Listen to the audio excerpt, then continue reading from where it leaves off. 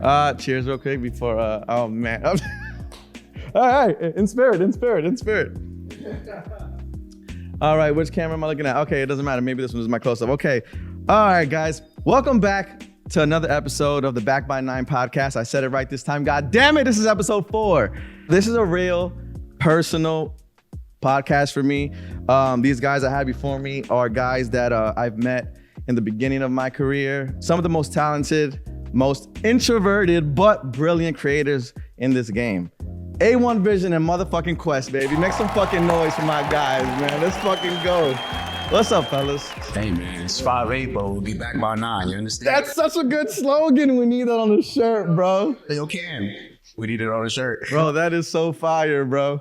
How you guys doing today, man? Fucking great. Good to see you guys. I fucking moved away and I'm like sad, but it's like I'm good. I'm happy. That's it, man. You're a Florida boy now. That's crazy, right? Well, you get to come back, we get to do things like this. Yeah, man. I mean, I was talking about moving away for a while. I know you guys know, but I finally made the move, bro. You know, I feel like people are sometimes just like scared for change, but I was just like, bro, let me just get in my car, packed all my shit, grabbed my cat, and we drove, bro.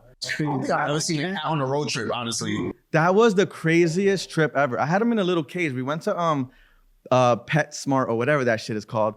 Damn, no promo. But I had him in this little cage in the back of my car, and he started just crying like a baby. And I was just driving, and I'm like, fuck. I'm like, all right, whatever. I let him loose. I thought he was gonna go wild, but nah, he wanted to be on me and just sat on me for hours, bro. I was like, okay.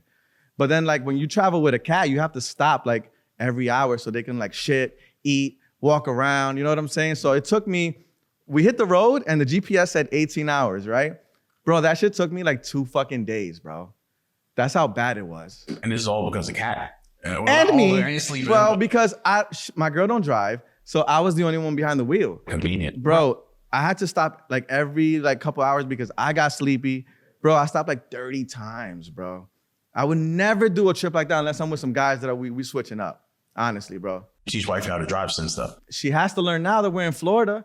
Because I'm literally, what? You can't walk out there, you bro. You gotta drive, there's no corner store. Bro, they got a Wawa and that is it. I hear Wawa's lit. Wawa's lit, bro. I got Wawa down the block from the crib. Bro, I underestimated it because I thought it was like a bootleg 7-Eleven, which it kind of is. Way better but it is. It's on crack. Bro, I went in there for a breakfast sandwich. I was like, I didn't know what to expect. So I walk in and I see in the middle, they have like this, like a machine, like a kiosk. And they was like, oh, you got to order here. Because I was trying to order by the ladies and they were ignoring me. And I'm like, why are they ignoring me? And then some guy was like, bro, you got to order over there. They're just making the food. I'm like, oh. So I get over there. Bro, they have fucking breakfast burritos, pancakes, all types of shit. And they got pizza now too. Bro, they got everything. And they had like these amazing drinks. I was like, oh no, Wawa's lit. What is it like a gas station too? It's a gas station, correct. And they have the cheapest gas in the area, Wawa. So shout out to Wawa. And free air for your tires. Yes. Shout out to fucking Wawa. Wawa's taking over Jersey because that's the only. Oh, you got that in Jersey? Like 2 of them by the crib. That's the only place I go for gas and late night snacks. Holy shit.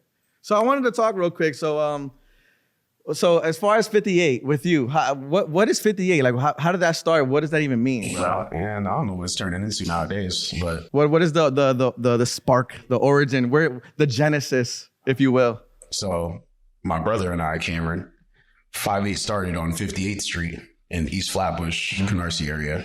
So hence the name. That's where we grew up. It started out as a printing company. So it was really just Cameron like doing t-shirts and stuff out of it. So it started off strictly for that. Strictly for that. Like literally what you wear is kind of where it started at for us. Shout out to the big rhinestone collection drops in next, but absolutely. After that, obviously I was doing how we met. I was doing music videos. My moniker at the time was Johnny Quest. But it kind of phased into 58 Studios Productions. And so I was running around doing the music videos under that title. Then we fell into this space. And this used to be formerly Blue Parallax. I don't know, some people. Shout out to Johnny. Shout out to Johnny, bro. Bro, shout out to, Johnny low key is a legend that nobody knows about. You know what I'm saying? That's exactly. He was like the blueprint for the creators of our generation, low key, right? He was the plug. Like he was the accessibility, I think, is really our like. And such a humble person, bro. Like he showed us love, like. Bro, I don't know if he did it with everybody or he like picked and chose who he really fucked with, but there was times where he was like, bro, Like whatever you need, bro. If you need some extra time, bro, Just do your thing. you know what I'm saying? Like super. He would call me on the regular just to see how I'm doing. Speaking of him, I gotta hit him up and see how he's doing, man. Nah, Johnny's a magician. Like Johnny, when he decided to leave the business, the event space business or whatnot, studio business, he contacted me. He said, "Jordan, you're the only person I'm gonna call. I'm getting out of it. Are you interested?" Yeah. And he had at the time maybe 3 spaces. Originally he had another space a few blocks down, but that was much larger. That shit was brolic. Bro, it was brolic, and that price was brolic. I was just like, that's why I had a feeling that shit wasn't gonna last. That price was a little steep, but I get it. You know what I'm saying? The space was crazy. Trying to expand, and you trying to do. I completely understood. It was just the overhead was crazy, and I was like, I knew I wasn't ready for that. Then maybe a month or 2 passed by. He contacted me about this one. He's like, Jordan, I'm getting rid of the original space. Gave me a number. I was like, that's like maybe I could do that, and I figured it out, and here we are. So all right. So how long has 58 been around? Shit, what was that, like? I want to say 2015. 2015. That's crazy. That's actually the year that I met my fiance. Are you sure? I think it was before that. It might have been. It may have been before that. From the basement. It may have been earlier. 2012. I gotta talk to Gavin about what is the date of our inception. Yeah. Where's the EST on the clothes? It's funny. There are some pieces with it. Maybe I'm just not really good at. Maybe you just smoke a lot. My life is a blur. Like when it comes to dates, it just feels like so many things have happened. It's very hard for me to pinpoint timelines. Got it. In general. And it moves fast as hell. Yeah, it does. It does. The fact that we've been in here 5 years is crazy because you could have told me that was a year or 2 ago and I would be like, yeah, that's valid. Yeah, that is craziness. And A1, my guy, yo, a lot of people might know, a lot of people might not know. But me and him actually really started in this shit like in the trenches, bro. Like we were in the nightclubs taking pictures of drunk people. Like that's literally how we met, low key type shit. And this was what? Fucking over 10 years ago? This was like over 10 years. Like bro. 12? Back to back. Bro, different clubs every single night. Like that's nice, but unless you were only really doing photography. Yeah, because I'll get on that in a second. But so I met him, whatever, we like bumped into each other here and there. And then I don't know how, but you ended up getting a studio in Long Island City, and then we started doing photo shoots in there. You remember that? Yeah, on Borden? And we started taking pictures of people, whatever. And then our first music video, bro. Yo. Bro, so shout out to my man. Should I say his name? I don't know if I should say his name. I'll say his fucking name. His name is George Vocals. It was a white guy that I knew. He was friends with a DJ from the nightclub. And shout out to DJ Steve Nieves. He's one of my favorite DJs. And his boy, George Vocals, was like, damn, I don't want to shit on him, but I have to shit on him. He was like, hey, can you shoot my music video? And I was like, we don't know how to do that. I'm like, we're going to fuck it up. And he was like, it's all right, just try it. And I was like, all right, cool. Let's just do it. So we did it in the studio that he had. And the song was insane, bro. It was bad. But we just wanted to do it just to learn or whatever, just to like, fuck it, let's just do it. And he had like 13 10-year-olds dancing.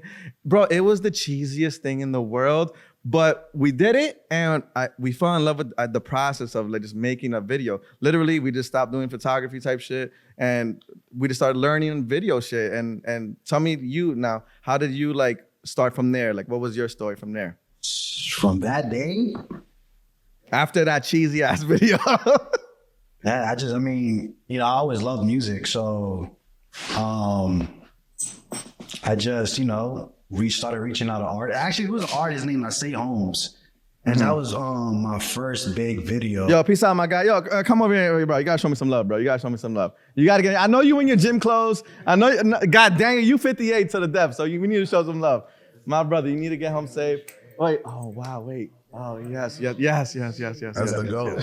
He's the GOAT, Anytime man. you come to a 5-8 event, it's this made on the 1s and 2s. Yeah. He's we be bumping each other into some random ass events sometimes. I was at a Sweet 16 or wedding. It was a wedding, and I see him on the boards. I'm like, what the fuck? What are you doing here? Mad random. Oh, it was for I don't want to say his name, but yeah, my man, get home safe. Get home safe, bro. You're ready. Absolutely. So go ahead. Yeah, there was this one artist that I met. His name was Say Holmes. I don't think he does consistently music anymore, but this was one of the biggest videos, and it just kind of like went viral. And you shot it for him? I shot it for him, so it was just like, you know, his style was super different, like Mystique. He always wore like a mask. Okay. Like, you know, I remember. I remember. Wait, did you shoot that shit in like Chinatown or something? Oh, that video was so. Wait, didn't he have like a clothing line? Clothing line. Bro, that shit was so inspirational. When you shot that video, I was like, this motherfucker just went from 0 to 100. Like he predicted like the whole COVID shit. Like everybody wearing ski masks and fucking mask and shit. But yeah, the track was called Whole Squad. He had his like own little crew. And like they all dressed up in like Rick Owens and shit like that. Yeah. But it was on that flash shit earlier. And what inspired you? Like what? Because you have a unique style, and I know people know that about you. Your style is like, I would say like contrasty, dark, slow-mo. Like you have a good eye. What made you do that route?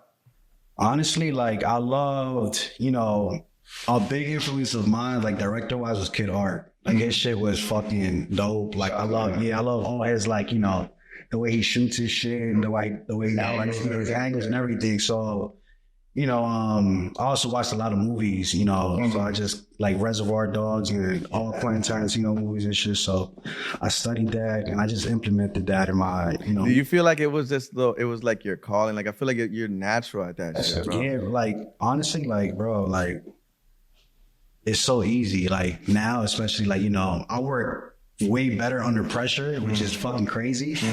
So it's like, you know, yeah, but like I'm able to like see shit visually. I'm a very visual person. Right. Like you see, I feel like you, like if someone sends you a record, right? You can picture it in your head, and it's hard for you to like express it on paper as treatment wise. I know that. But I know you could just tell somebody, hey, listen, trust me. You know what I'm saying? And you know what I mean? So that's like, again, that's something like a person that knows how to play the piano but can't read a note. Yeah, you know what's crazy? I was trying to do the visual treatment. You know what I'm saying? Right, like reference shots and shit. Yeah, so I tried like, you know, putting together like a visual treatment of Adobe Premiere and sending that to labels and shit. Yeah. And sometimes it works. Yeah. You know what I'm saying? So I just try to like elevate or just change the treatment in a way. Right. But I love the contrast look. Yeah. You know, I know everybody was trying to, you know, was getting at me, you know, use lights. You know, everybody said that shit, but you know, I was like, damn. I even said that to you a couple times. You said that shit, and I was like, damn, how can I make shit, you know, use lights, but like make everything minimal. Yeah. Because I remember there was times where I would pull up to help him at some shots and whatever, and I'm like, I'm seeing how he's setting up his shot, and he's filming, and in my mind, I'm like, I wish we need some fill light. And I would tell him, we need some fill light. He was like, no, trust me. I was like, all right, that's your style. You know, you can't tell fucking Da Vinci how to paint the Mona Lisa. You feel me? So it's like, I'll let you rock. And everybody got like their own look and style and shit. Absolutely. So like, you know, for example, I go to highlights set. I see how he works and I see how he lights his shit. You know, that made me change how I want to shoot. You know what I'm saying? So we like learn a lot from each other. Yeah, bro. So like now I use lights, and you know, it's all in the color grading too. Like I learned that shit. Color grading is like very important. So let me get to Quest. That self-taught shit is different. Bro, so I met Quest. I'm gonna tell you my story with Quest. I first saw him so I was doing video coverage for Stolly. He was performing at some place on Long Island. And he was doing coverage at the time for Gashi. Shout out to Gashi. I feel like we was there, bro, because I met Stally, and then Gashi. You think you were there with me that day? I feel like it, bro. Like maybe they were there. Yeah. So it's gonna be like 10 plus years ago. This is a very long time ago. So I saw him there on stage, and on my mind, I was like, I seen all the videographers, but I saw he was like the guy for Gashi. So I was like, okay, cool. And then I'm like, this guy looks cool. You know what I'm saying? Like, he looks like a cool dude. I'm like, damn, no homo, but I was like, this guy looks awesome. So I was like, whatever. So I didn't say nothing to him that day. We randomly bumped into each other again at another show where Gashi again was performing, and I was doing coverage for YG. It was at Melrose Ballroom. I don't know if you remember that. I know you smoke a lot, but hey. Until you blur. That's when I saw him again, and I saw that he looked at me because he kind of recognized me, and that's when we spoke. And kind of just clicked like off the rip, and he was like, we exchanged numbers, and you know, like every person that wants to network, hey, let's link up sometime and just whatever, shoot some shit or whatever. I ended up contacting him because it was Capital Steve's day or some shit in Brooklyn, in Flatbush or some shit. And I hit him up and I was like, yo, you link up over there and we could just chop it up. So I met him there. And then that was the third time we saw each other and we just clicked, bro. Like we've been fucking tight ever since. Like bro, there was times where like I used to work with my dad and he would come to my shop and edit videos. I would be like, yo, bro, stay in my dad's shop. I'll give him the keys. I'm like, bro, edit as long as you need to in here. Like, bro, like this is my brother, bro. Like I do not fuck with many people and I don't feel like a lot of people are built in the way that I'm built or will move in a similar manner. And it's just little things. It could be like such an insignificant thing that you may feel like it's not a big deal for you, but that speaks volumes to me. Like there was times I was in tight positions and it's just like I didn't have a computer to edit on, whatever. Cross was like, yo, bro, pop up to the shop. And I'm telling you, I was in that bitch all night till the sun came up. Like literally, I'm trying to push videos out, like whatever and no matter what it took, he was just like, yo, here, like whatever I got, you got. And since that day forward, I was like, nah, this is my man's, and anything I got is the same, vice versa. Anyhow, we can help each other. We've always been there for each other. It's never about no money, no like clout, no none of that. It's just like, this is my man's. I'm gonna take care of my man's, bro. And he inspired the fuck out of me, bro. Like when I saw like the visuals he was doing, like I know you've seen like the shit he was doing for Gashi at the time, bro. He was so ahead of his time because he was doing shit that like motherfuckers are doing now, and I was just like, the fuck. And then then I was always intrigued on how he edited until I finally got to see it, and I was like, bro, this is amazing. And I learned a lot from him. I didn't even know how to keyframe. He taught me how to keyframe, bro. I learned a lot. So I was like a sponge. I learned a lot from you too, bro. Like this your style of how you shoot shit. I was like, bro. So I was like a fucking, what is it called? The guy with the fucking gauntlet. Thanos. I was just grabbing everybody's like the powers and making it mine. It's because I really feel like between the three of us, we were kind of like really at the beginning of the independent director, run and gun, do it the fuck all. Like there was nobody really in the city doing what nobody was doing that. And people heard of us quick. Bro, very quick. I feel like between all of us, like all of our videos was kind of popping in their own ways. Because nowadays you don't have like the rap radars and the two dope boys. You don't got that shit no more. But every time we dropped, it was hitting blogs. Every time. Yeah. So it's a different playing field now. I feel like super different. It's super different. Like you got, and now it came from. I remember being able to go into meetings and damn near being able to sell an artist just off the visuals. Yeah. Versus now it's like, if the numbers is not there, if the cloud not, and they don't really care if the visuals is good enough anymore. It's not even a thing. thing. They do not care. And it's just like, I was like, you can shoot this in your kitchen with guns. Like, as long as this got 1 million views, we're going to back it. And I feel like when I started to see that shift in the industry, it started to kind of turn me off from like the videos, because then people weren't as worried about the creative. And it's just like, for me, I only did it because I loved creating something that I felt like I didn't see before. Like, same way you said, like, Kid Art was a big inspiration. Like, I'm talking between, like, me and Gash was in that basement watching the mural-based shit, watching Kid Art. Like, for me, I was into, like, heavy, like, when it came to films, like, Gasper Noé, like, Enter the Void is probably my all-time one of my favorite movies. Like, anything that could mind-bending, just, like, makes you question perception. Yeah, your videos did that. It was like a Twilight Zone. Like, your transition. I wanted you to fall into shit. I wanted you to fall into my shit. Like, and it was always like, if you didn't want to rewatch my shit, I didn't do my job right. Because I had to sit there for hours and hours and edit it. And if I couldn't entertain myself, I wasn't, like, putting it out. That's just what it was. What was the first music video we shot together? Was it David's High? Probably High. And that's still, I watched that shit maybe a week ago. Bro, like, this shit is still. Bro, my favorite shot, what we did was, remember the scene that, the little circle thingies or whatever? We put it in, the bathroom door, right? We put it in the doorway. It got stuck. So that was his backdrop. So we had David in the front of it, and that was his backdrop, the white backdrop. And I'm behind him with a light, just swinging that shit. Mad fast, bro. And just filming. Bro, that shot came out so crack. That was a good video. Bro, that was one of my favorite videos. Yo, you be nice with the VFX. Thank you. I learned a lot from him, bro. Insane. It's be trying to figure out, like, I can't even. I don't even got to like a lot of that shit you can't plan. It's like you really got to be in the moment on the spot, because I never did that shit before. Bro, a lot of shit is improvised. It's so much. And it's like, I'll shoot it and then I'll worry about how am I gonna edit it. Sometimes, now I like to plan a lot of my shit, but yeah, for the most part, you know. I know your computer be fucking screaming, Bro, I have a beast. Keep going. I have a beast of a computer. God damn it! I played video games on it. You went PC. Bro, I was an Apple user, you know, the entire time of my shit. And then, wasn't it you that told me to get a PC? Yeah. Because he was like, yo, get a PC. It's gonna be night and day. And when I got the 6K Blackmagic, I couldn't edit no more on my Mac. It was struggling, bro.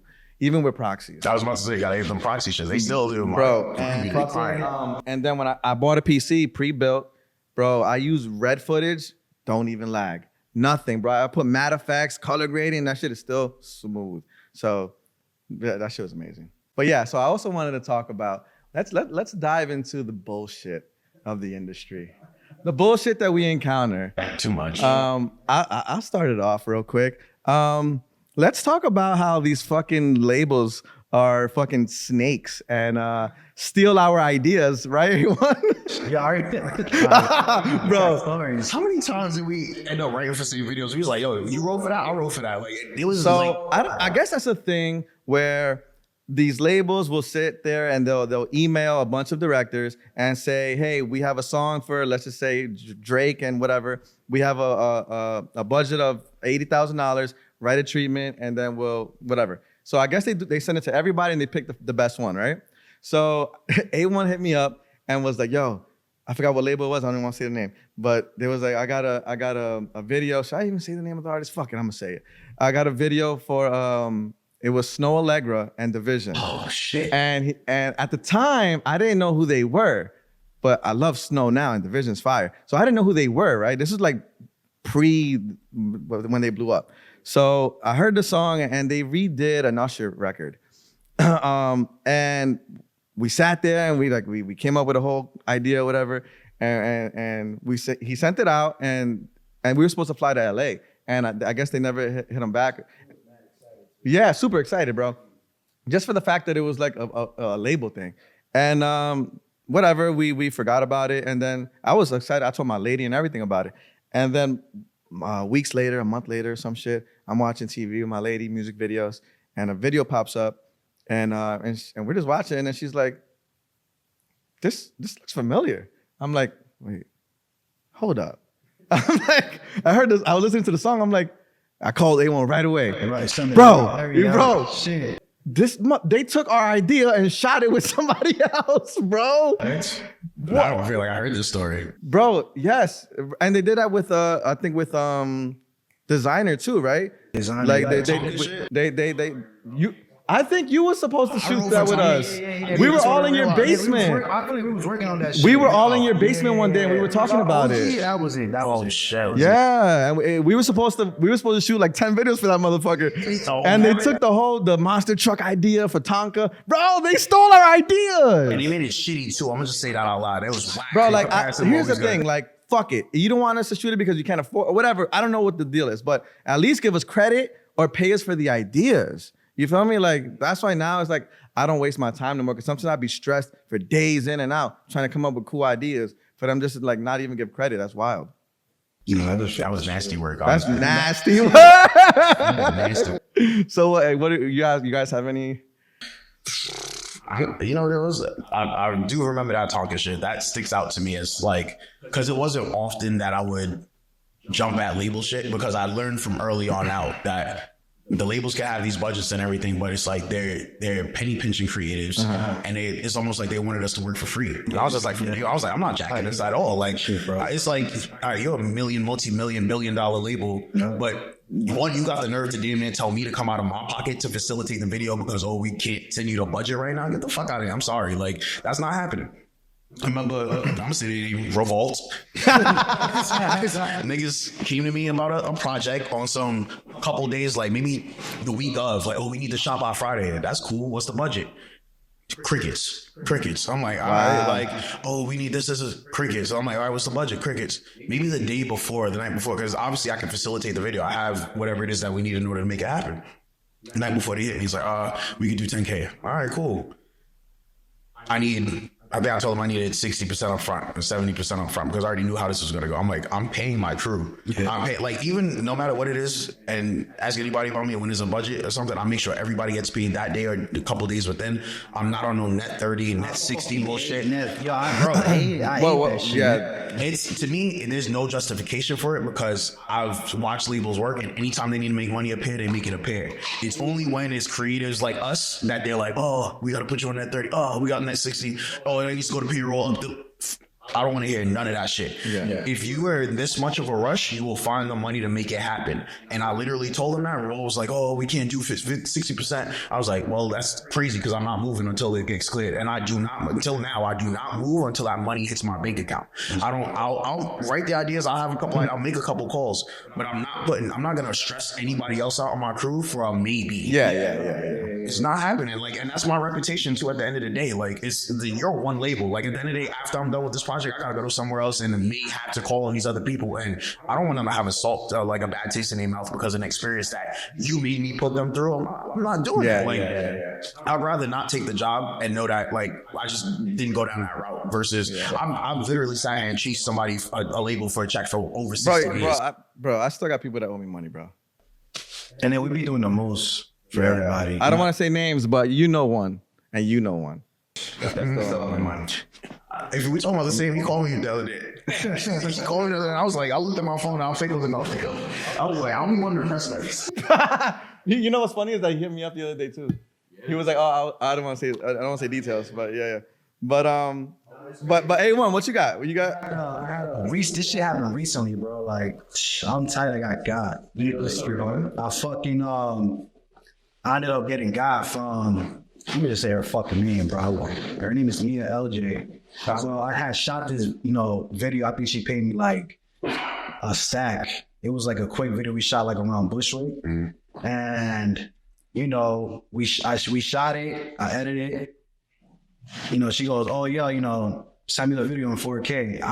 I should have never done that shit. This is YouTube, right? Yeah. But it's crazy because I had put it on YouTube first on this thing. So people was telling me like, yo, if you put it on YouTube on this thing first, like, you own the copyright to it. Yeah. Private. So, I worked with this girl a couple of times. Like, we shot like 5 videos and shit. So I didn't think nothing of it. Like, we have a good chemistry relationship and shit. And bro, I sent it to her, ghosted me.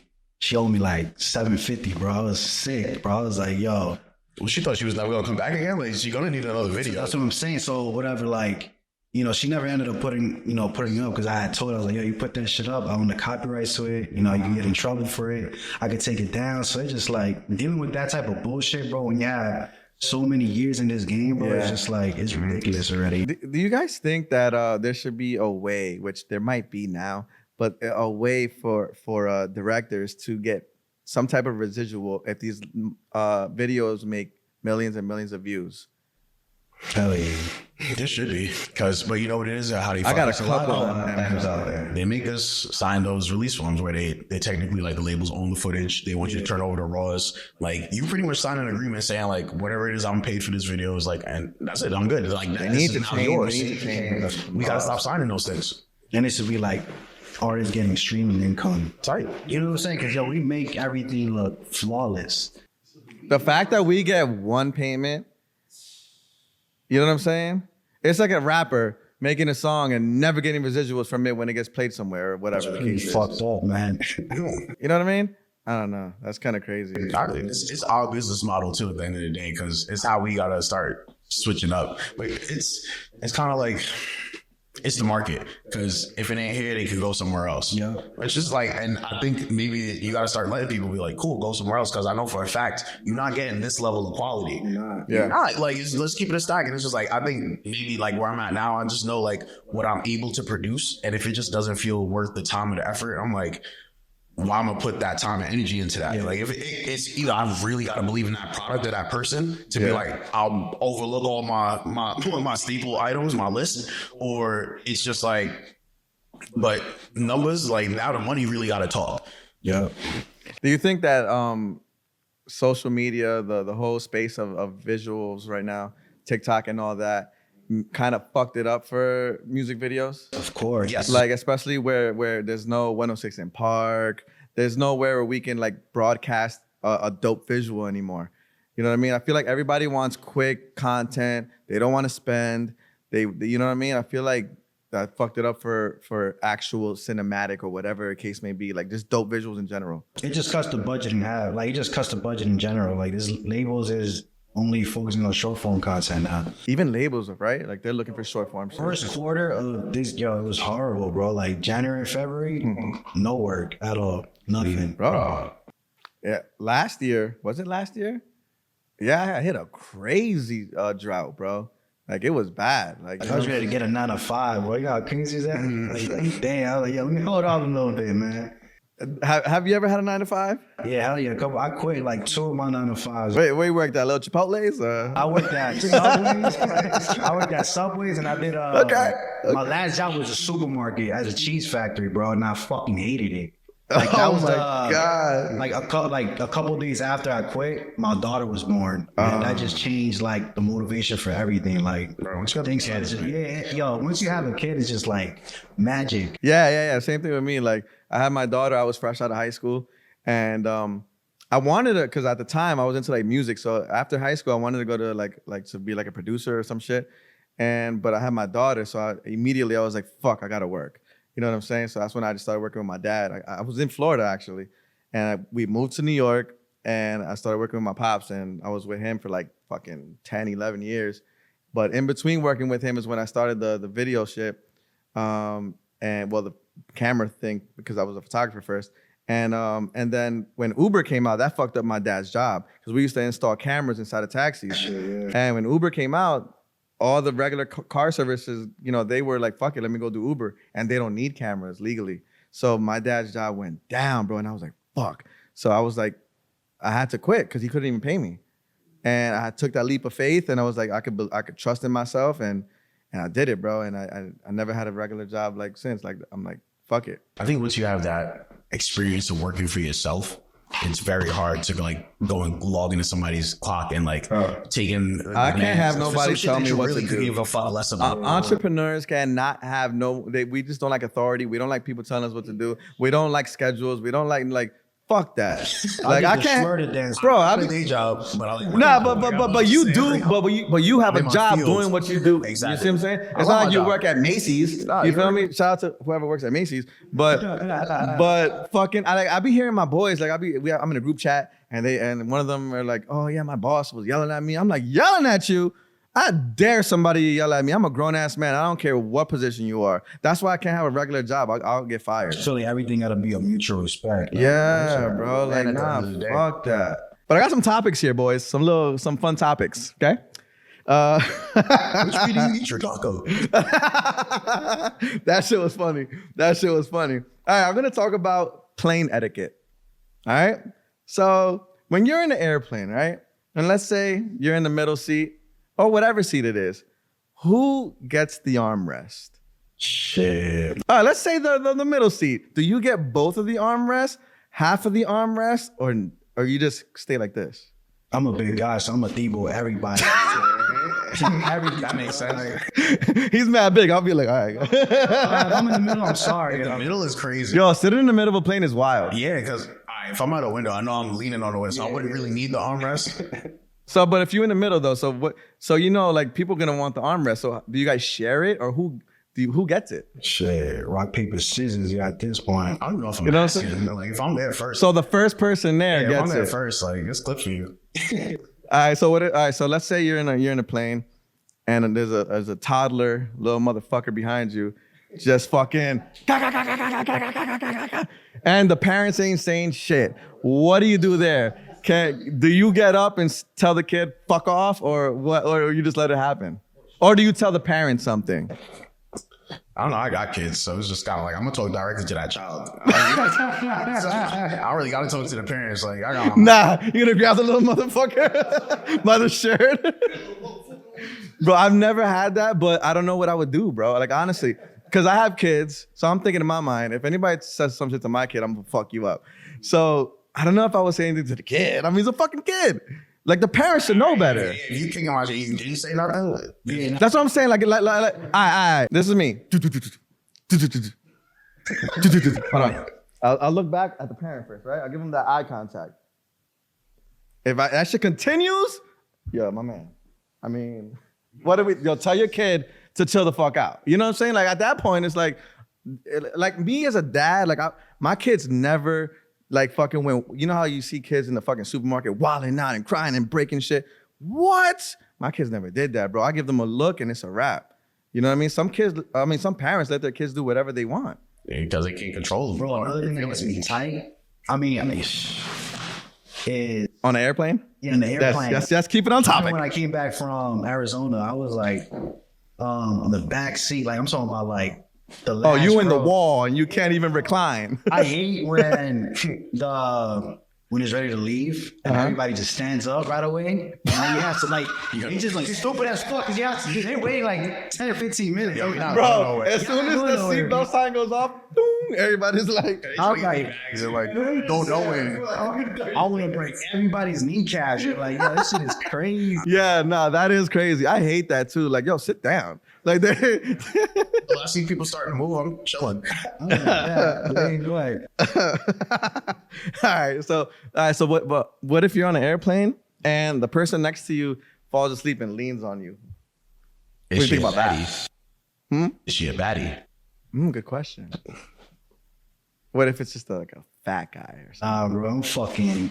Yo, did y'all see that? I want you one of these. Like, you just gonna fall and wake up. Shit, disrespectful, yo. Yo, is it true that if you're like fat, you have to pay for 2 tickets because you take up 2 seats? Is that a real thing? I don't know. Like, that if you do that, you actually get them those 2 seats, and they don't jib you. Like, oh no, you still get one. And someone has to squeeze next to you. That would be crazy. That would be wild, bro.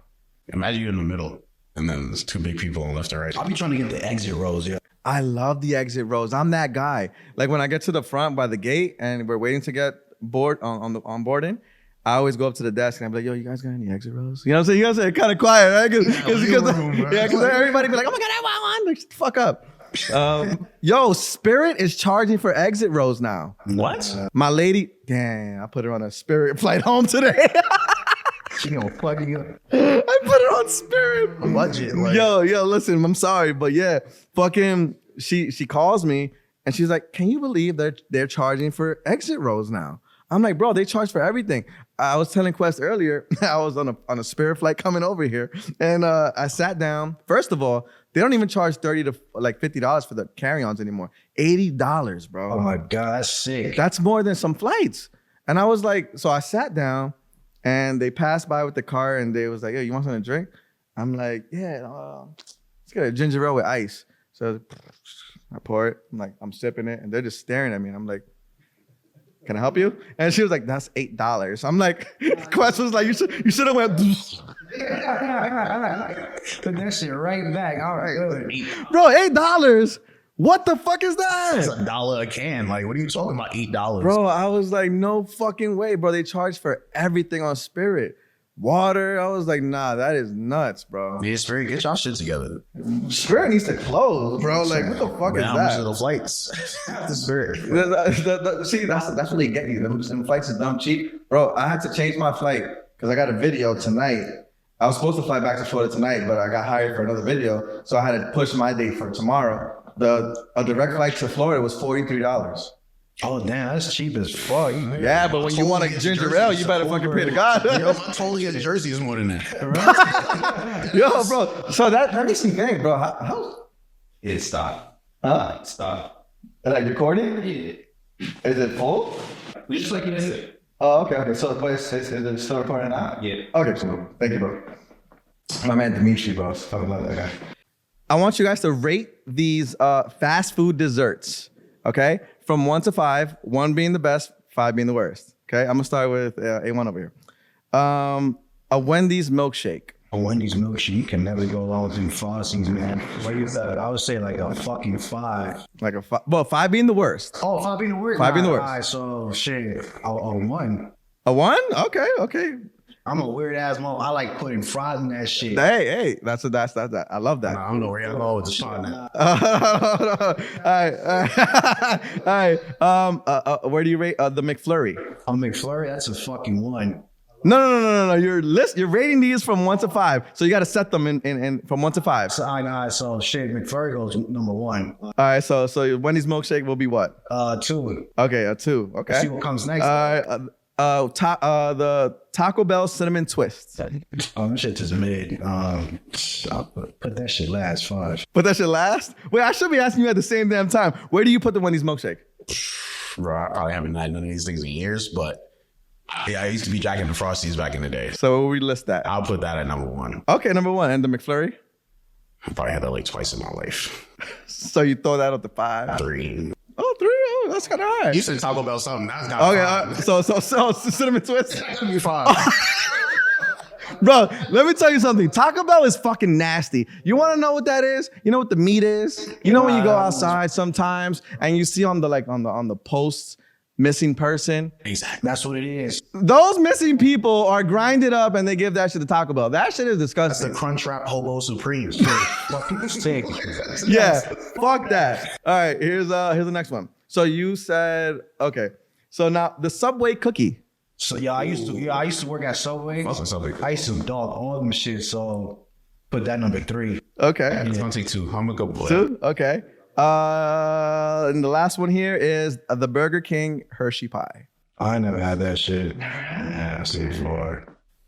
Never had that? Those are so delicious. Dimitri, have you ever had that? I don't know. No, what the fuck is wrong with you heathens? You always just eat fucking Hershey pies from random fucking fast food restaurants. You don't eat that Hershey pie. Look. I love the Hershey. Bro, they sell that shit at the dollar store for $1. That shit's amazing, bro. I'm fucking them shits up. Yo, what's the craziest thing you guys ever done for money? Done for money. Shit. Or the funniest thing, or just the randomest shit you've ever done for An money? 18-hour day? I don't know. What the fuck? That's a good question. Come on, bro. Every time I work, if I'm making money, That I'm is working, crazy, like, though. I Working work 18 hours a day is crazy. 18-hour shift at work, like pushing cameras and dolly, whatever the fuck. Yeah, 18 hours is probably the wildest day I've had, like on set. What about you, A1? What have you done for money that's wild, bro? That's wild. Be vulnerable here. You're in a safe space. I'm trying to see, bro. Like, Please don't tell me you started OnlyFans for your feet and you didn't tell us. okay. I'm about to say. I said like that. Well, you never know. People like that. You mean like you just look like 100 years. it's art. Yo, people making money off of feet is crazy. It's honestly nothing, man. Really? Nothing wild at all? How about like Worse? Or funny or just random or just like just completely just left field like that you just, you know what I mean? Like, I don't know, like you saw a fucking ad on Craigslist and you just I applied for some shit, but I don't think I got it. I applied to be a porno director, though, bro. It's like shit was slow. Not the studio, right? To shoot it. I wanted to shoot that shit. You gonna be? Yo, so don't shoot at me, nigga. Like, You gonna be dodging? Nah, I knew I noticed him from somewhere. He's on Blacked. He's on Black.com. yo, I was trying to DP some pornos because I heard that. DP. I got a double entendre in there somewhere. That's crazy. So wait, I'm assuming you didn't get the gig. You know what's funny is that my boy, he lives in Florida. He does not the jingles, but the music for porn. How is it? He makes mad money, bro. He makes the music for porn. You know, like the little, when you start, it's like, titum. Nah, he probably set candles and light candles. I don't know how he got. He's like, oh, this sounds like this. I don't. Yeah. This sounds like this. This scene makes me feel like this. He do a Foley in the back. Bro, he got money, bro. I'm like, what the fuck? Nah, I mean, side for porno is insane. all right. So for me, for instance, I was I don't know, 19 years old, maybe even earlier than that. Nah, maybe like 19, 20.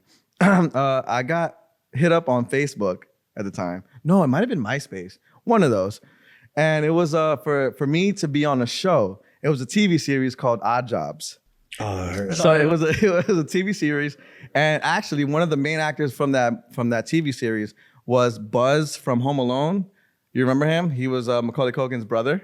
Okay, yeah. The older kid. Excuse me. So they hit me up, and it was, oh, we're looking for a guy to act as a rapper for our show. So pretty much what the show was about, it was the two main characters, and they would do odd jobs. So they would look on like Craigslist or whatever and just find like random jobs just to get some money so they could pay their rent. So they hit me up and they was like, so you're gonna be the rapper, and they found like an ad to be like backup dancers for a rapper. So I was like, fuck yeah, I'll do it. And they paid me like $300 or some shit. So I went to the city, and it's on YouTube right now if you guys want to see it. Yeah. So day prior of shooting, they made me go to the studio and record this song for the music video. So I was in the studio, they wrote it for me, and I rapped it into this mic, and they made it into the song. And the next day I went to some place where they were filming. And yeah, I was the rapper. I had a fucking chain on. At that time, I had braids. I was looking like a straight fucking cornball, bro. and yeah, you're gonna see it. It's Odd Jobs episode 2. So go check that out and make fun of me if you want in the comments, but just don't go too harsh. Yeah, but bro, mad random, bro. I You rap the screen. Yeah, I used to rap, bro. Actually, Flawless that I had here yesterday, he was like, I didn't even know that, bro. I'm like, yeah, I don't tell people. You knew, right? I knew you like producing music wise. I knew when you back in Florida, you Yeah, I used to used to music. like I know you was doing Yeah, it was odd nasty. jobs. you didn't know I was creeping on Craigslist. I mean, it's still, I guess, better than me trying to DP porn. That shit is. So we're all parents here, right? Congratulations to everybody in here. I think I was the first one to start that trend. You followed suit, and I believe. Wait, how old is your son? 8 pounds. So Love that kid. How old is your Mine daughter? is 9. Oh, you were first. I love her too. Every time she sees me, high life. She always cute. asks, bro. Fucking love her. What do you guys think about traditional education? You think that should change their format of what they're teaching these kids? Because I feel like what they're learning is not useful for the reality of life. I Yeah. don't know. I'm not super concerned about my kids learning about pronouns and like all that shit. The basics are fine. But I mean, like, you don't need from first grade to 12th grade that much of that type of criteria. You know what I'm saying? Like, I feel like in my mind, you should learn about reading, all of that, basic math, forming sentences and your thoughts like with certain things only up to like middle school, and then high school should be like, all right, motherfucker, this is the real world. You got credit. You have to, Like shit starting about a business and stuff like that. Yes, Yeah. you know what I'm saying? Like, cause I feel like I don't. Do you guys remember anything from high school? Let's be real. You remember the things that you enjoyed? Honestly, bro, I cut a lot of fucking most of all the high school. So it's like, Did you graduate high school? nah, I didn't even know what the fuck I wanted to do. I wanted to play football, but my grades was ass, bro. Yeah? I used to cut a lot. But got into this shit. I don't remember a goddamn thing. I cheated my way through high school, bro. I never liked school. You know what I'm saying? I went because I was always popular. I went to mad high schools and I was always like a popular kid. So I like that adrenaline feeling of just like everybody fucking with me. But I was never the one to be like, okay, oh, this is awesome. I want to learn about this. You know what I'm saying? And like, I don't know. I feel like I'm never going to use this. When the fuck do you go to the deli and be like, let me get a bagel, a square? And they using like, fractions, bro. Like what? like, what the fuck? Like, I don't use that. I don't know. It's nuanced for me, especially like having kids now, because you want your kids to be as well equipped as possible to navigate this world, as they can be. Yeah. So like I, for one, I definitely know I push my kids, but also I feel like my style of parenting is modeled after like the style of parenting that I received from like my parents. My dad was very big on. My dad never like went to official like school. My parents were from Jamaica. He had a very Caribbean upbringing. He probably only finished straight on. But his equivalent of education was probably like maybe some high school, if that. Yeah. So I think the best thing that he could have done for us, which he did, was make sure that we had our basics very early. We could read, we could write. Before I was in like first or second grade, I already knew my times tables up to 12. Yeah, and I think the simplest things that he could give us that he made sure we had. And I think like us going into the American school system, even with those basic tools, kind of put us ahead to a certain extent, because a lot of the other kids didn't have those same tools. And then it made us feel more comfortable navigating school. I didn't get uncomfortable in school until maybe like 7th or 8th grade.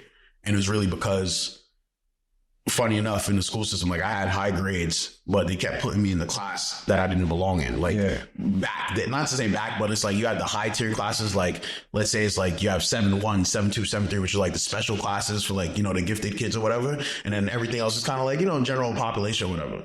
My grades constituted for me to be in those classes, but for whatever reason, I was still put into the lower classes. So it was random. I think I had like bronchitis or some shit one time. I was out of school. And my dad had called the school just to let them know, like, I wasn't even gonna come because I was sick. And he's like, you know what? Let me ask. I see Jordan's grades is boom, boom, boom.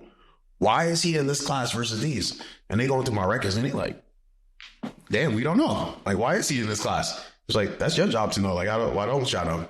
Come to find out, the teacher I had beforehand had put like something like needs improvement as a comment on one of my grades, but I had a 90 in the class. What the fuck? Yeah, it was weird as fuck. And it was just like, oh, it's because of this comment why we didn't excel him to this class.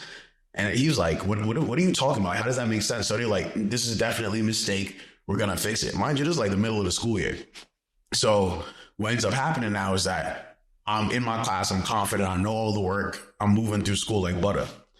I go back to school now after being sick, and I'm in a brand new class. So I get in the class now, and they talking about variables and A and this and that. I'm like, wait, there's letters and math? Like, what's going on? Like, That blows mine, bro. I feel like that was the first time I got discouraged being in school because I'm not understanding and like looking at my peers, knowing what's going on. I'm like, yo, like I'm lost. I felt uncomfortable. I was just out of place now. Yeah. So I started to fall behind, and I was still able to like maintain a certain amount of my grades, but I never, as far as junior high school is concerned, I don't think I wasn't able to excel the way I was when I was in those before classes, but it's just because of, you know, how the game was played. But again, kudos to my dad to even like noticing that, even like trying to put up arguments to say, like to fight for his child to make sure that he in a better position. Yeah. But same, like for my kids, I don't think there's anything that they can't do. You feel me? Like it's like I'll move through the world on some, like I don't feel like there's anybody out here that could dictate to me what I can or can't be. Yeah. Now, do you teach your kids other things at home aside from like their school curriculum? Yeah. Like about life? Yeah. Like morals, you know what I'm saying? Like how you should, like your son, for instance, how to be a man and certain morals, or how to treat women, not yet. Things of that nature. No, he's 8. Okay. I feel like so you want him to be as innocent as possible right now. I don't want to. I'm not ready Throw to life in his face yet. Yeah. It's just like they live a very, I'm not gonna say sheltered lifestyle, but they're not exposed to a lot of. It's funny, like we're in Jersey now, and I feel like honestly, there's like a huge contrast even between like New York and Jersey. Absolutely.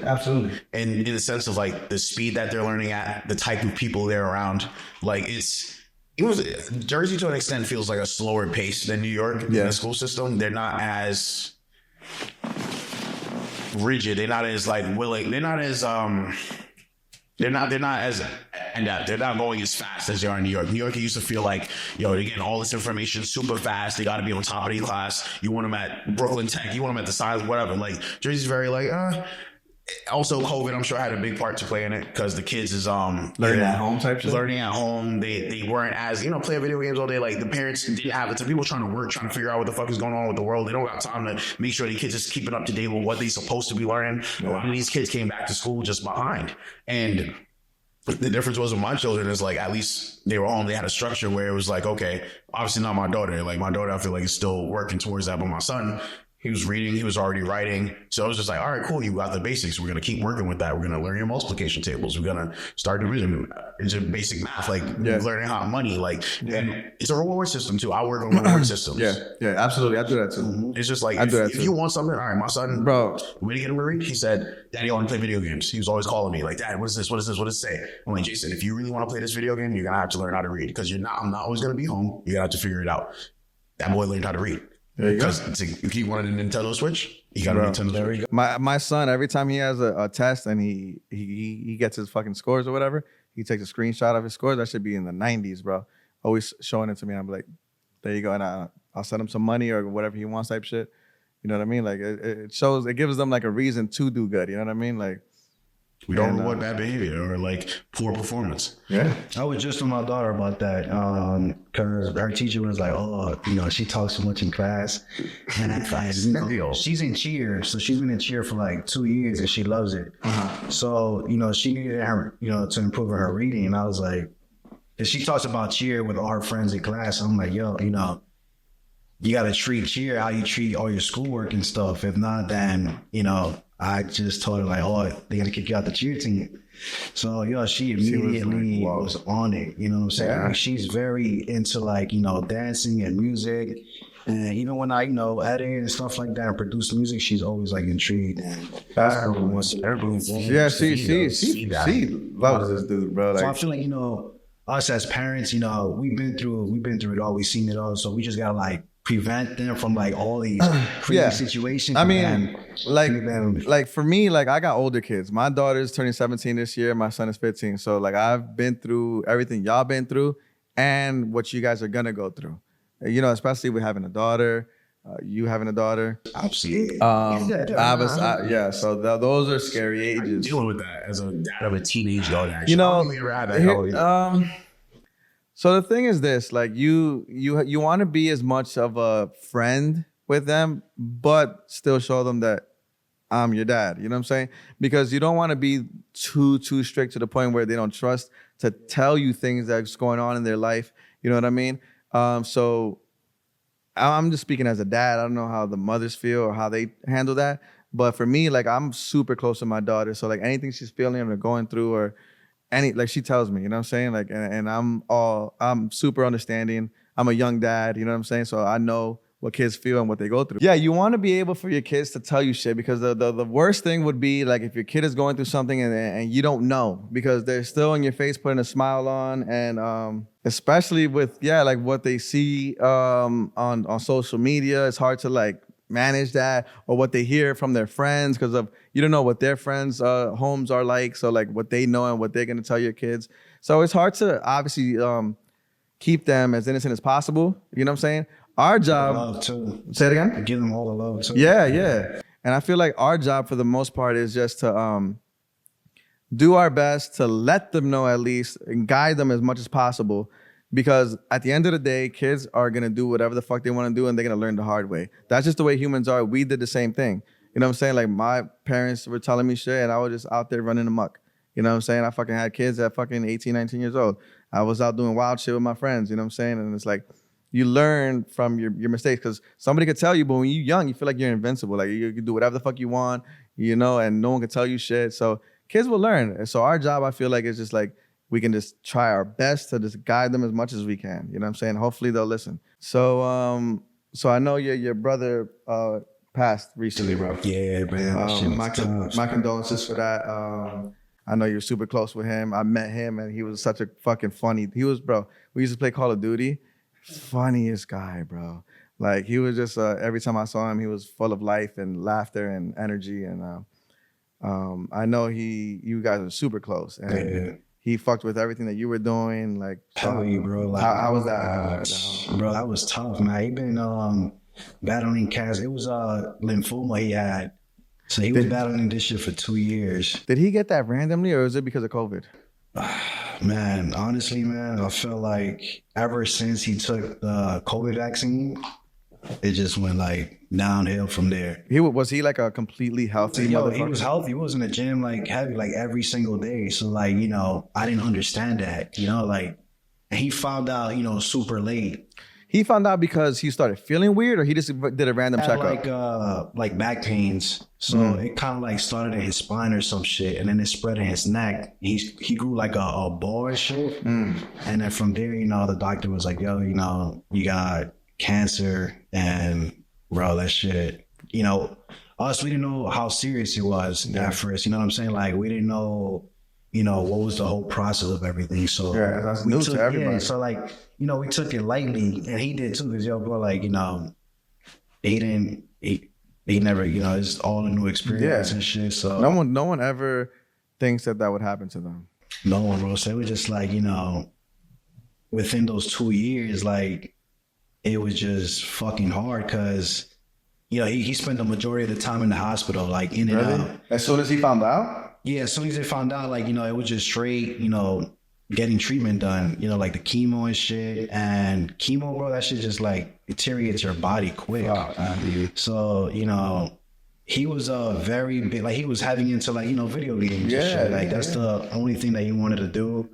He wanted to like stream and shit. So it was just like, I know he talked to me about it. Yeah, so he was a beast at Call of Duty, man. Of course. But like that guy was amazing. But like, it's just hard seeing, your brother go through that shit. You know what I'm saying? Like he would always voice to me like, I had super high hopes. I was like, he's gonna fight and go through. Like every time I take him to his chemo, I was like, yo, bro, like, you got this, you're gonna make it and shit. Like, and he was just like, bro, like, I'm done, like, doing this shit, like, but it's just like, we don't know that pain that that these people go through and shit, so it's just like, he already knew, what was up, like, he couldn't deal with that shit no more, but it's just like, man.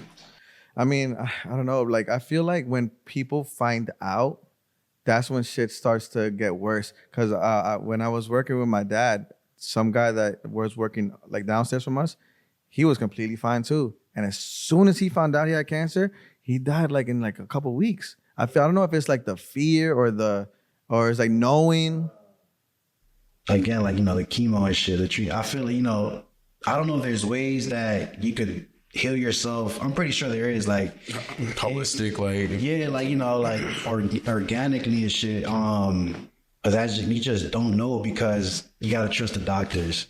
You know what I'm saying? You gotta like, you do this, you have a higher chance of fighting it. If not, then you just, it's a quicker death type shit. So it's just like, we didn't know whether, we tried everything. We was like, soursop. You know what I'm saying? Like, we had so much shit, but it's just like, his lymphoma was so rare because it spread in his brain, his nose, his legs was, he was not like looking the same. I was just like, fuck. Also, like after, like towards the end when you was visiting him, he was just not the same person. I remember like the last time, I had went for New Year's Eve and I bought him like his favorite Chinese food and shit. And there was this picture like towards the end that I took of me, him, and my mom. My mom, shout out to my mom because she was there for him every single time, like sleeping with him in the hospital, like doing everything. And every time like my brother was like, yo, please, all I want is my mom and you guys. And then, we gave him all the support and shit. But again, like, I remember that last picture that we took and, me and my mom was smiling and you could see on his face, he was just like, I feel like he knew already. You know what I'm saying? So seeing that picture back, I was like, fuck. And he passed like January 6th. Wow. Bro, like, day before my birthday. Start of the year, but I was not even expecting none of that shit. Like, I remember the call too, like the call, he like, you can see it in his face. Like, we was all on FaceTime and shit. It was the day of? Nah, it was like, the day of. Because he was going to put him in, like, I don't know how you say it. Hospice. And I was like, how you going to do that shit? Like, yo, look at him. You know what I'm saying? Like, sending him home. It's just, that would have been like even fucking crazy, especially for my moms and shit. So he called me at like 1. And I was like, damn, I see the phone ringing. I was editing shit. And he was like, yo, bro, honestly, like, they about to put me on like ventilators and shit. And, I don't think I'm gonna like move forward in life. And I'm like, damn, yo, bro. Immediately called my little brother, called my cousin, because, this is like the last conversation that I'm gonna have with him and shit. And he was like, yo, I love you guys. Make sure, you take care of the dog, Milo and shit. He's living with me now. The pit bull? Yeah, his pit bull. He's living with me and shit. He was like, yo, make sure you take care of Milo. You guys are gonna be, big and shit in life. So it was just like, hearing that. That's a special moment, man. Yeah, so like hearing that, it was just like, it gave me kind of like a peace of mind and shit, So, but it was still hard, but like. He was definitely an amazing dude for the couple times that I bumped into him. And always positive too. Like, super positive. He was funny as fuck. We never fought. We never had any arguments. He was older than you? He was 35. I'm 32. Okay. So he was a Gemini. So him and my mother was a Gemini. So we always got along so great. And like, you know, it's just crazy. Like, you know, it's just hard because, you know, you're used to like having conversations and sending memes back and forth and shit. And it's just like, yeah, it's like, damn, you know what I'm saying? So it's like, Hey man, but fucking, you know, shout out to your brother, man, and my condolences to you and your family. And thank you, bro. yeah, no, absolutely. And I know he's definitely watching over you and your fam, and that has to make you. I know because I seen that as soon as all that, you know, I wanted to give you your space, but I see that has like pushed you to even be more healthier. I see you work out every fucking day, and Important because y'all, like, after his passing out, immediately went to the doctor because you get like this, you know, it's just like in the back of your head because you never know with shit. You never know know. what I'm saying? So it's like you could be the healthiest person and then this shit comes out, you know? So it's like, honestly, that taught me to, like, you know, live your life to the fullest and don't stress the bullshit. He always tells me like, yo, I lost. You was there for, I think we shot Elijah the Boy shit. absolutely. Bro, I lost 6K worth of lenses. I was just talking about that. Was I talking about that with you or with you? I lost 6K worth About of the lenses, AirTag bro. situation. I was like sick. I was right? I lost that in the Bro. 360 camera. I was, Bro, so we were shooting a video. A1 hit me up. He's like, yo, I got a video for Elijah the Boy. He's this rapper. He's doing big things. And we went to Jersey. A1 rented out hella gear. Dimitri was there. The Alliance was there. Scene was there. Shout out to my man Scene, Frico, Dimitri, me, A1. And big shoot.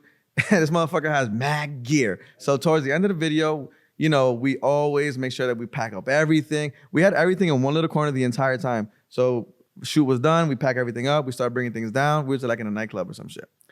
And we bring everything down and we made sure nothing was left inside, triple checked. And we started putting everything in the cars. And I don't know what happened. A day later, A1 calls me. Yo, bro, check your car. Make sure that the lenses are in here. You had a case of lenses. They sent me the camera footage and I saw myself walking out with it. Yeah. So I'm just like, I'm like, what the fuck? So, you know, bro, my mind was like fucked because, you know, I was going through all this shit with my brother. I didn't even know at that time that you was going through that. Yeah, so like it was just like a lot. Like I was dealing with bad shit. So that was like the least worry in my mind. I think you might have put it on the floor and forgot to put it in the car. That's what I thought too. And I also thought when I was doing drop-offs, there was this weird guy, bro, like near my car. And he was just like asking me questions. I was in the drop-off and I came back and he was there next to my car. And I didn't think none of it. So Probably took something. he probably took some shit out of my car and just like, you know. So how does that work as far as you replacing it? Because did you have insurance? I mean, I didn't have insurance, but I heard there's loopholes because I still got receipts and shit. And if I do get insurance, I could kind of like, you know, don't get me feds. We gained the shmoney, the monions. Like shit like that, bro. Like, you know, I'm a very positive person. Like I'm very laid back. It's hard for me to get mad. I've never seen him mad. Yeah, nobody, like, even when I'm on set, bro, like I be fucking chill. Like, Never I seen don't him mad. scream. I don't. Everybody, like, you know what I'm saying? Like, yeah, like do your thing and shit. Yeah. Because I know at the end of the day we're gonna get it done. Well, we're gonna get it done, yeah. And I feel like every time we've been in shoots, there's always hiccups. I feel like in all our shoots. I have a smooth day. All our shoots, there was times we've had hiccups. There's times we've had hiccups. Yeah. And it's like, but we always make it happen. As long as you just stay positive and calm, we will make it work. You know what I'm saying? So, like, you know, my brother's like, yo, don't stress the bullshit. Like, as long as you got your house, life's too short to you stress fucking bullshit. good. Yeah. So just, That's why it's again, me too. I was like, it takes a lot for me to get pissed. Like, very few people have seen me at that level. You know what I'm saying? I don't think I've ever seen Quest pissed. You know what I'm saying? Like, It ain't worth it most of the time. It's just like, fuck it, why you gonna get me out of character? it's true, man. We might get blown tomorrow, bro. Like, you know, get your passports, ladies and gentlemen. We have to leave the country. Maxing cords out. We have to flee the country. The migrants are here. Nah, that's crazy. That's insane. But yeah, man. But yo, again, man, I appreciate y'all coming. This was a dope episode because again, you guys are real personal for me. One of my closest friends in this business, and yeah, episode 4 is gonna be one that's gonna be in the books. Look at this setup, guys. Shut up. Whenever I'm in New York City, this is where I'm doing my pods. I live in Miami now, but you know, this is where it's at. You live in Miami? I don't want to say exactly where I live, but yes. Yes, you got to come visit. We live life, brother. We could put our feet in the sand, bro. Shit, I don't even wear socks anymore when I'm out there, Quotes. bro. I'm in sandals all day. I don't He was wear really socks. wearing pants when he was sitting. I be FaceTiming people in New York when it's snowing. I'm like, hi, I'm on the beach. But yeah, man, shout out to 58 Studios. That's the fam. You guys already know where I'm at. Backed by 9 podcast. Shout out to A1vision. When you guys are in New York City, hit these guys up for visuals.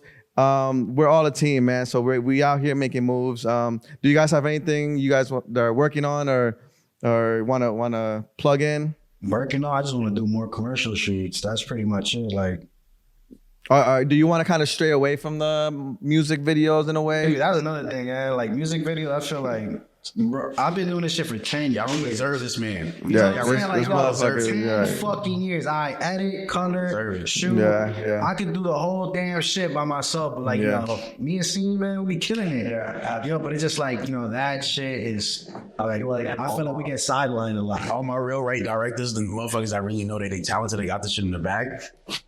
Leave these street niggas, leave that music shit for that. Trash, bro. Leave it. Like, if the label's not trying to pay that back, cool. Y'all keep fucking with these kitchen videos and guns and all that. Do that. We gonna do this other shit. Yeah, I don't want to be outside of the Wendy's parking lot filming your video. That's not it. That's not it, coach. I'm doing it. And what you got going on? You got anything you want to plug in? Hey man, it's 58 Studios for the Always. And it's feel me, this is a visual design firm now. Okay. Yep. This is all we got for you. It's the one-stop shop. Space, commercials, music videos. It's a house with no ceiling. That shit just, bro, we've done it all here. Like, bro, we did a tattoo convention, bro. We did it all here, bro. Like, Yo, like so bro, much has happened in these little this Yeah. 1,000 square foot space. This shit is legendary, Bruh. You know how many music videos we shot here? Bruh, it's Like, it's- insane. yeah. Like how much has happened. Yeah, man. And it's just gonna get better. We're gonna expand, and yeah, man. So I appreciate you guys again. I'm glad to be back in New York. Hey man, love you. I'm gonna be definitely coming back out here. Like, I'm gonna try to do once a month, just to come out here, do some work, and get my ass back to the sand. But yeah, man, I appreciate you guys, bro. Let's get it.